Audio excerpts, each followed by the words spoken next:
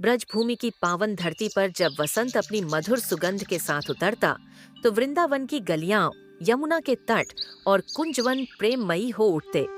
यह वही भूमि है जहां राधा और कृष्ण का प्रेम जन्मा, पला और अमर हो गया।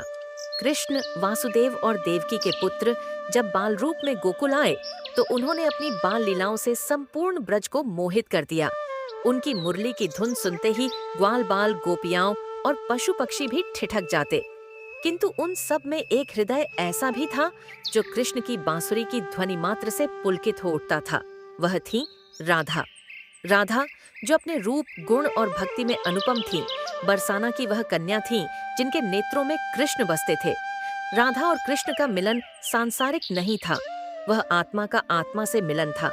यह प्रेम देह से परे था, यह भक्ति की पराकाष्ठा थी। जब कृष्ण यमुना के तट पर अपनी मुरली बजाते, राधा अपनी सखियों के साथ वहां पहुंच जाती। दोनों की दृष्टियां मिलती और सारा संसार जैसे थम जाता। उस क्षण कोई शब्द नहीं होते थे, बस हृदयों का संवाद होता था। वृंदावन की लताएं, फूल, पत्तियां और पक्षी भी गूंजने लगते थे उस दिव्य मिलन के संगीत में। एक बार राधा ने कृष्ण से पूछा, प्राणनाथ, जब आप मेरे हृदय में ही बसते हैं तो फिर वियोग क्यों? कृष्ण मुस्कुराए और बोले, राधे, प्रेम में वियोग भी एक रूप है मिलन का। जब तुम मुझसे दूर होती हो, तब भी मैं तुम्हारे हर भाव में, हर श्वास में उपस्थित रहता हूँ।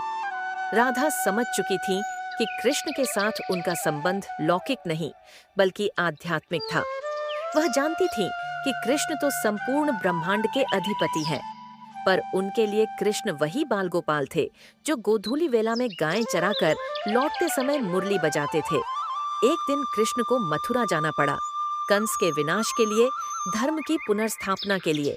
राधा ने उन्हें रोका नहीं। वे जानती थीं कि कृष्ण का कार्य इस पृथ्वी पर महान था।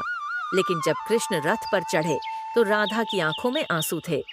कृष्ण ने उनकी ओर देखा और आंखों से वचन दिया, मैं हमेशा तुम्हारे साथ रहूंगा राधे। समय बीतता गया। कृष्ण ने मथुरा में कंस का वध किया, द्वारका बसाई, रुक्मिणी और सत्यभामा से विवाह किया। पर राधा, वह वहीं वृंदावन में थी, अपनी आत्मा में कृष्ण को बसाए हुए। उनका प्रेम स्थिर था, अमर था। वे कृष्ण के लौटने की प्रतीक्षा नहीं करती थीं, क्योंकि वे जानती थीं कि कृष्ण कहीं गए ही नहीं। वह उनके हृदय में, उनकी सांसों में, उनकी स्मृतियों में जीवित थे। राधा ने प्रेम की परिभाषा ही बदल दी।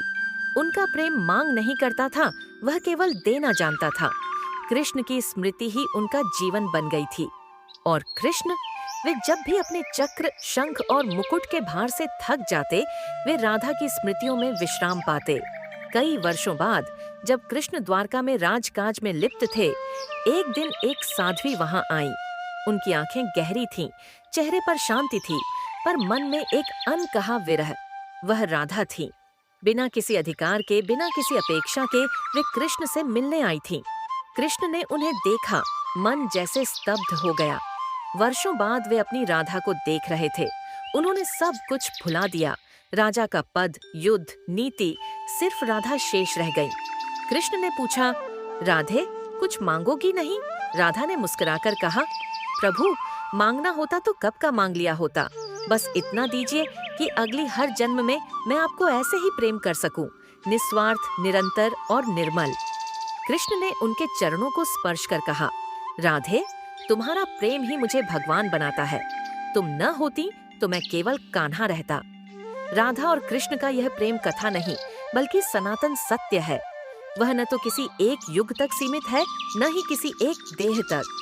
वह प्रेम आज भी जीवित है, किसी भक्त के मन में, किसी नर्तन करती गोपी की मुस्कान में, किसी बांसुरी की धुन में और वृंदावन की उस हवाओं में जो राधा कृष्ण का नाम लेकर बहती है। कहते हैं, अंत में राधा और कृष्ण का पुनर्मिलन नहीं हुआ, क्योंकि वे कभी अलग हुए ही नहीं थे।